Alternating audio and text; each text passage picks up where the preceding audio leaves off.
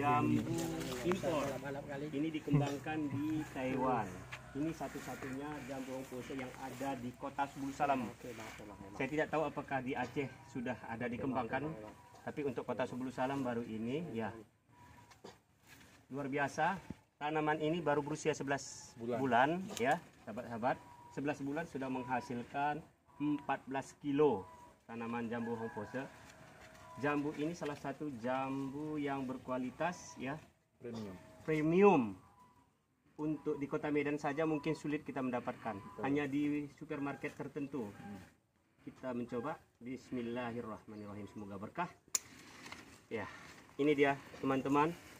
Ini beratnya taksiran saya sekitar 4 on. Iya, 4 on. hampir setengah kilo. Ya. Aromanya juga luar biasa. Maka rugilah bagi orang-orang di sekitar Subul Salam yang tidak mencoba untuk mencicipi jambu Hongpose. Terima kasih teman-teman.